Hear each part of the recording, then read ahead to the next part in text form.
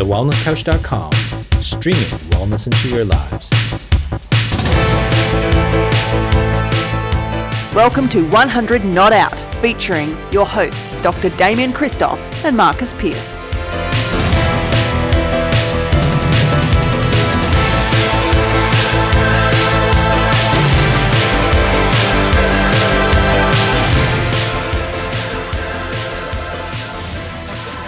Hello and welcome to 100 Not Out, a weekly show dedicated to helping you master the art of aging well. My name is Marcus PEarce and I am here with the man who's made a century and a half, 150 episodes, Dr. Damien Christoph. Welcome to the program. Marcus PEarce. Is this amazing or what? 150 now on television. YouTube. Amazing. Congratulations. Quick photo. Oh, Quick photo. Steph Ryder's here. Hey.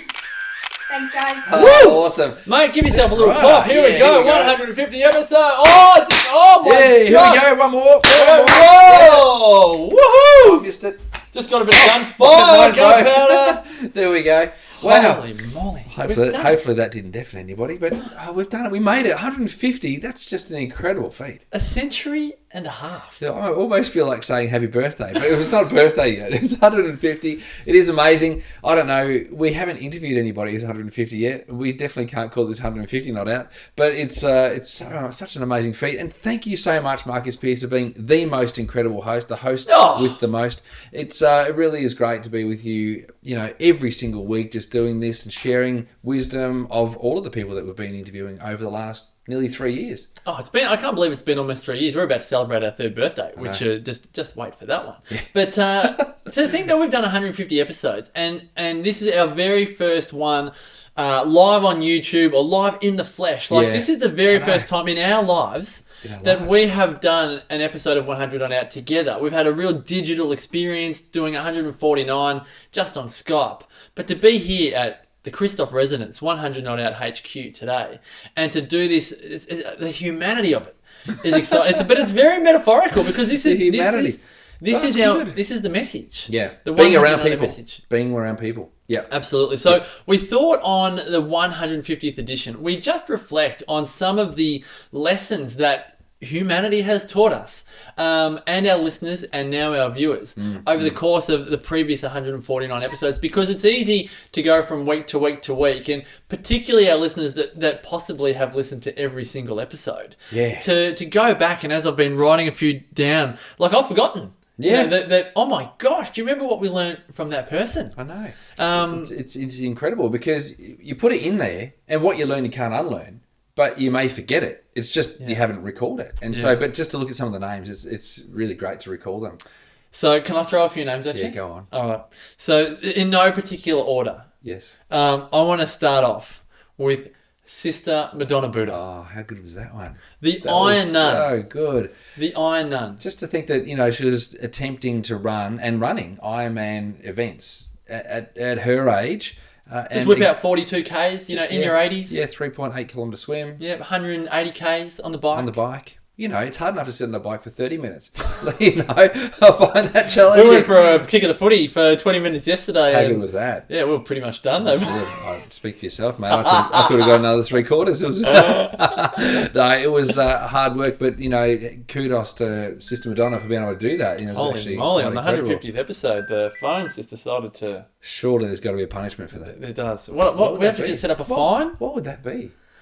It's actually a reminder to take the microphone back, which the incredible Kaz Jaff, when I was having technical meltdown setting this up. But host of Mum's the Word on the Wellness Couch, Kaz Jaff came to the rescue and supplied us with an identical microphone. So Kaz Jaff gets mentioned on the 150th, and we will have to thank a number of our listeners before this episode is over. Yeah, but Sister Madonna Buddha, and most of the real role models on 100 Not Out, for me personally, and I'm sure you'd agree, they've taught me that age is no barrier whatsoever, because when anyone ever talks to me in the street or even in family conversations that they can't do this because of their age, I'm like, well, just go and listen to Sister Madonna Buddha. Yeah. Go and listen to Jan Smith. Yeah, absolutely, right. Who will be coming up on an upcoming episode. Yeah, again, because Jan continues to summit, which is unbelievable. She's an incredible woman. But, I've also enjoyed listening to people's wisdom through their observation.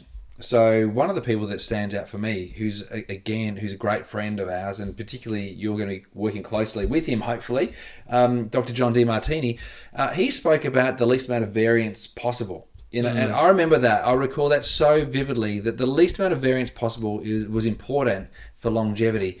It's like going on the golf course. You can walk 5.3 kilometers around the golf course if you hit the ball straight, but you could do 6 or 7 kilometers if you're zigzagging all over the place. And, not that it's a journey to a destination, it's actually just a journey. And his thing was about just making sure that you created, I suppose, less anxiety and less stress with the movements that you make throughout your life. And that's that. When you say variance, I think volatility. You think the same thing, like that. Absolutely. The bell curve isn't like this. A lot of people are like super happy, and then they're so down and out when something happens. Yeah. So it's all between the ears. Between the ears. Where when challenge happens, where do you go? Do you go to this super anxious place, or can you actually just have a more balanced approach, a more balanced view on the events going on in our life? We think of some of the people that are living incredibly long lives, and they are almost laissez-faire around just their life. They don't carry these resentments. Do you remember Eddie Jaku? Oh, how good was Eddie? Right. So, yes, and you put us in touch with Eddie, because wasn't he speaking at Jackson's school? Yeah, he did. He came and spoke at Melbourne Grammar, and it was great. I missed it. In fact, it sold out. It was one of the sellout speaking events of 2015, and and not all of them sell out. But there wasn't a seat left in the house, and Eddie Jaku came and spoke, and what an amazing message. So he is so happy. Like, he's happier than... He's survived the Holocaust in the most incredible circumstances. Horrendous circumstances. And is so happy. So much happier than people that have had the most cushy life, earn big bucks, have got healthy kids. As my mum would say, they really need a tragedy in their life just to wake themselves up. Yeah, or a checkup from the neck up. A checkup from the neck up. Absolutely. I love it. Yeah, you like that one? Eddie... I think I got that from John. Eddie has gone through so much turmoil, but between the ears has a lowered volatility, or lowered variance, as you say, around the circumstances of his life. Yeah. So... what do you think when people listen to that? Because a number of those messages have come over and over again in the podcast.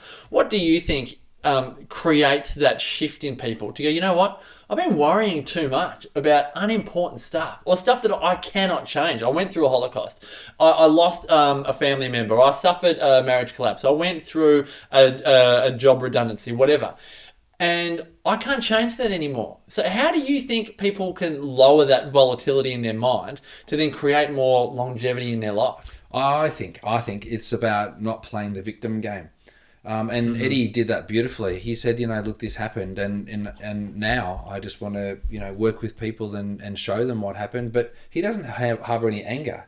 But there was a lady that you loved, your favourite person. Alice Hertzsommer. Alice. Literally my favourite human being. Yeah. You love her to bits. Yeah. But she's the same. She's the same. She didn't harbour any resentment, didn't want to punish anybody. She knew that people were doing what they had to do or were told to do, that feared for their own lives. But it's that, I don't even know if it's compassion, but it's that ability to move on without harbouring resentment. Well, and that's...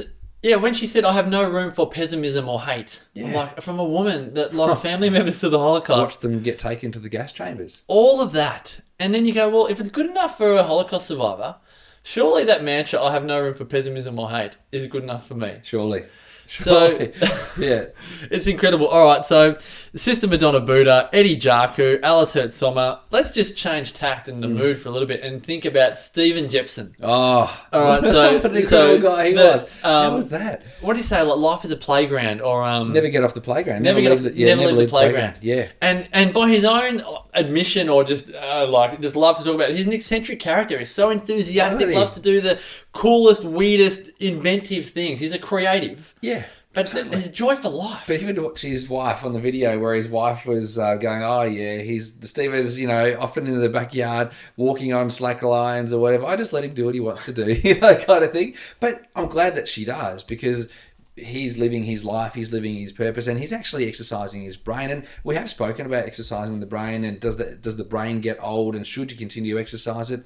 And I'm sure we did an interview on that at one point as well. But he was teaching himself to skip and teaching himself to walk on slack lines, and then balance on one foot and grab marbles with his other foot and put them into a bowl on the other side of his body, and just really incredible things that you would think that you can't teach an old dog new tricks, but based on the neuroplasticity model of the brain and the nervous system, he was living that out and really playing a big role in the education of humans about the pliability and flexibility of the brain. So when I hear big words coming out of a doctor's mouth, like neuroplasticity, yes, which is a wonderful word. Yeah.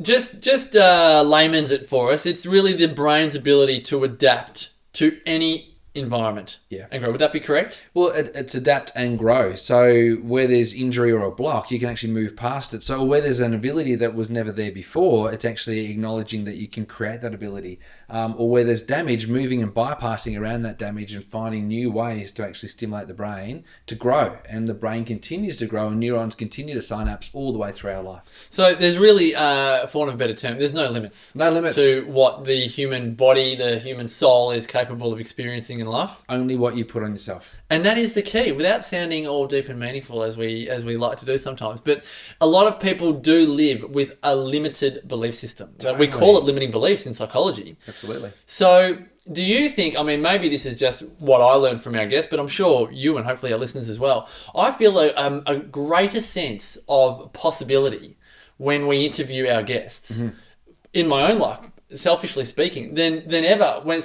And we talk about how we enjoy this process of doing these interviews, and we have our own epiphanies as we're doing it. Yeah. But in your own life, do you feel, because I know when we started this, you're like, I'm going to turn 40 in the year we do 100 Not Out and the rest, but do you feel that after all the guests we've interviewed and the topics we've discussed, do you feel a greater sense of possibility in your life? Yeah. Oh, absolutely. I felt like I wanted to hang on to my 30s and my 20s as I was moving towards my 40s. But now I don't feel like I'm trying to hang on to anything that I've had in the past. There's no point looking backwards. And I think one of the learnings that we've got from all of these podcasts is that people don't look backwards. They continue to look forwards, particularly those who are doing well at aging, and to hang on to what could have been or what should have been, and shooting all over yourself, like all that, to be doing those things, it's a bit counterproductive. And I think I've come a long way, and I'm sure you have too, mate, in just being comfortable with where we're at, and knowing that there's still an unbelievable life ahead of us. Yeah. You know, if we're going to be 100 Not Out, there's 60 years plus for me, and there's 70 years plus for you. So we've got a long way to go with so much more life to experience. And that's exciting. You don't go, my gosh, 60 years. Which a lot of people do. They go, I don't think I'll be happy to finish up at 80. Yeah. And I'm like, oh gosh, that's. Is that because we've been taught that it's going to be bad? It's like 30 years too short. Oh, that's your whole life too short. You know what someone said? No. I'm going to name him too. Okay. Anthony, this is beautiful. I love this. Anthony Golay. Oh, yes, Ed. Said to his beautiful wife, Kate. Kate, gorgeous. He said, babe, there might only be 40 more summers. And when he said 40 more summers, they're in their 30s, right? So there's going to be 50 or 60 or 70, right? Mm. But when he said it was 40 more summers, she was like, shivers. We've got to make the most of the summer. Because you recognise very quickly that 40 is not a big number. Nah. Even 50 or 60 is not a big number. Yeah. And sometimes I think it's really great, and hopefully our podcasts drive the urgency up in people to go, I've got to live my best life. Yeah. Just like a future guest, Billy Jordan. Yes. Had an epiphany. Wow. And often it's out of what we would call a terrible circumstance, whether it was a Holocaust, in her case it was an earthquake. Yep. But sometimes the SHIT needs to hit the fan before we go, I've got to make the rest of my life the best of my life starting right now. Absolutely. Absolutely. We've been fortunate enough to interview some superstars, haven't we? Trevor Hendy. Tommy Hafey. Tommy Hafey. Great Tommy Hafey. Tommy, we've had, and let's just talk about two of our guests that have passed away. Yep. Let's start off with Tommy. Yep. Okay. Tommy was one of those that really drove home the fact that not only do what you love, but he exercised like what we would call a maniac. Like just absolutely every day, yep. 5 o'clock, up and at 'em, yep. running kilometres, hundreds yep. of push-ups, hundreds of sit-ups, swimming, all of that, icebergers. Yep. But he did it because he loved it. Yeah. And I don't know if you think about this. I don't think I've asked you, but he passed away in his 80s, 81, 82. I probably think I think younger than what I probably would have thought. I thought he was immortal. Yeah. I thought he'd just keep on going because he had the physique of a 30-year-old. He was ripped. Yes. And strong and active. And so he had he was social and he did all the things that we talk about. Yeah. But what I love about, I suppose, those 82 years is that he went quickly. Yeah. And he didn't spend 10 years in a nursing home. Yeah. Well, in a nursing home dying. Yeah, exactly. You can still be in a nursing home. Like we do interview some people. That's correct. In the future. Wait for it. In the future. We interview some people in the future that are in nursing homes and loving it. And so, let's not cast any dispersions or any kind of, judgment over being in a nursing home because some people love it to bits. So he didn't slow down. He didn't slow down. 10 years. Yeah, he still kept running. He was until he had his incident. He was running fast. Yeah, quicker than you and I. And swimming fast. Quicker than you and I were going down. North Road this morning. Yeah, absolutely. Stars pass almost backwards, falling backwards. But that's right. Tommy also had so much excitement around growth. He's like, Marcus and Damien, I like to read a book a month. Yeah. Just a book a month. And even if I've read it before, it's a book a month. And I like to watch a movie. Go out to a movie. Yeah. Once a month. Ice cream every day. Ice cream every day. Yeah. No biscuits. No biscuits, no cakes, no lollies. Yeah. Ice cream every day. And he said, my daughter said that I used to start New Year's resolutions that were too easy. Yeah. He said, Dad, do something that's hard. No cakes, no biscuits, no lollies. We're like, oh, gosh. For the rest of his life. Forever. Anyway, good on him. But, little asterisk. Ice cream every day. What a great man. Did some amazing things, educated children, kept people involved and engaged and gave them a motto, if it is to be, it's up to me. And it's, left a legacy. 10 little words. Yeah. If it is to be, it's up to me. Yeah. Ruth Frith, the other 100 not outer who's no longer with, but what a legacy. Just there she is. Yeah. Ruth blew our minds when she said, when people asked Ruth, when we saw this on an ABC interview, Ruth, what is the secret to your longevity? Well, it certainly ain't vegetables because I don't eat those. Like, whoa! I nearly fell over. I bet there was, I think you might remember in the early days, I was still very much a foodie. If you want to live a long time, you want to live a healthy life, you've got to eat great food. And if you don't eat organic and you're not getting your protein, fat, carbohydrate ratios right, then you're going to die. I was very fatalistic about food and nutrition in those days. And, this last 3 years has really softened me up around food and kind of, having a lot more fun with food and playing with it a lot more and engaging in the experience of making the meal and then sharing the meal rather than actually just working out what's actually in it. And you are so good at that. But this is what people like Ruth and Dexter taught us because, when Dexter was on his tractor and he's out there and he comes in for a sausage and some potatoes and then maybe a piece of cake or was it a third of a cake? Coffee and cake at morning tea, coffee and cake at afternoon tea. Carrot cake so he'd get his vegetables in and then chocolate cake so he got his fruit in and then he'd have coffee at midnight to get himself to sleep. I was like going, what's going on here? I was having a little freak out. But and so that for me was a really amazing thing. And, in the future when we interview people like Steph Ryder, we talk about how... nutrition, there's so many people out there confusing us with nutrition. It's, whilst nutrition is such an important part of our well-being, it hasn't really got deep roots to longevity. Well, you bring up a good point here, actually. There are a number of people that I work with, and I'm sure you see every day, that through, I'm not going to say, I'll say through no fault of their own, I'm probably going to put this more on mass media, pop culture, yes, have put too many eggs, all of their eggs, pardon the pun, in the nutrition basket. Unless they're vegan, right? They put avocados, what are they like David Avocado Wolf, right? David Avocado Wolf, yep, an avocado right. egg. Yeah, yes. Eggplant, dad joke. But when eggs grow on an eggplant. What do dads always laugh at their own dad jokes? It's terrible. Because they're funny. Disgusting. They're funny to us. Terrible. But I think the transformation that we've both enjoyed, and I think a number of our listeners have both enjoyed, is that it is, I don't want to label this, but I'm going to, it is somewhat dangerous to put too many eggs, all of the eggs, in the nutrition basket and hope that everything is going to sort itself out. But how many people do we know that are in poor relationships, hate their jobs, don't exercise, don't catch up with friends, but they eat the perfect diet? Yeah.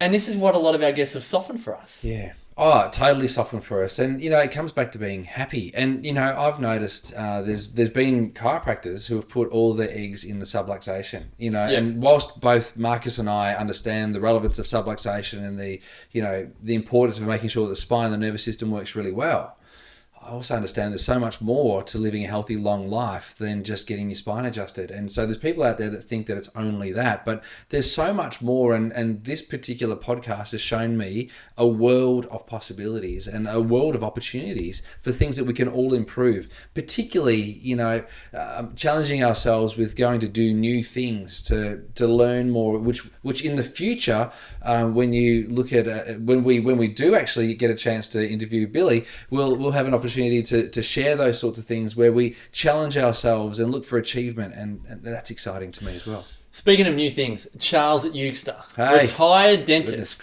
finishes his career in dentistry. Mm-hmm.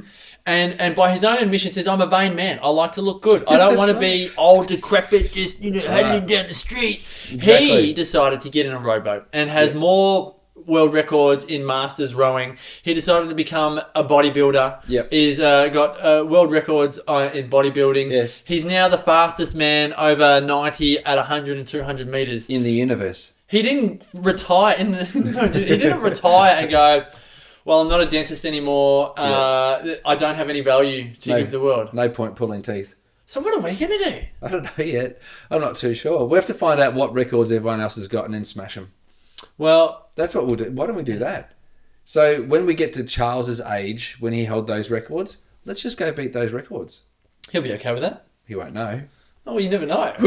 We might knock on the door of St. Peter and he goes, and Charlie's there going, well, you fellas aren't coming in. You broke my records. I set the standard. But I think he'd be happy with that. I think he'd be absolutely right. He'd be raped. It was Deanne Elbin that we spoke about the brain health thing. Yeah. Remember, she talked about brain health and exercising the brain and making sure that all went really well. So absolutely.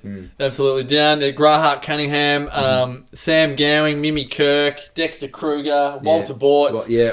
So many. It's been 150 incredible episodes. Thank you so much for again, I haven't even gone to, I was going to write down your wisdom, Damo. The interviews with you about, I've written down parasites, around cleansers, around all types of colon health, around poo, around stress code, around so much probiotics and fiber, sleep, naps, rest, meditation. We've gone through so much, and being able to pick your brain for 20 minutes. Well, it's only been perspective, because I'm only 42, so I can't, all it is perspective on observation. So putting my knowledge towards the observation, and I suppose also loosening the belt a little bit. In the old days, I suppose when I was practicing only as a naturopath, I felt that if you had a parasite, you had to get rid of it.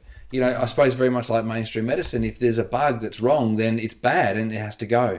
But the understanding that we all are in a symbiotic relationship, and these podcasts where we're now doing it on television, I think is going to be so much better for us and for our audience, because it's softer, it's more human. That interaction, I think that learning will come through in all of this as well. I think it's going to work. I think it's going to work. We've really enjoyed your company. Thank you so much for your support over 150 episodes. We really hope you enjoy the next 150, especially streaming on YouTube. Thanks again for your support. To find out more about 100 Not Out, go to thewellnesscouch.com/100 Not Out. Check out a range of podcasts that we have available on the Wellness Couch. To find out more about Damo, go to DamienChristoff.com. To find out more about myself, go to MarcusPearce.com.au. Until next week, folks, continue as always to make the rest of your life the best of your life. This has been a production of TheWellnessCouch.com. Check us out on Facebook and join in the conversation on Facebook.com/The Wellness Couch. Subscribe to each show on iTunes and check us out on Twitter. The Wellness Couch, streaming wellness into your lives.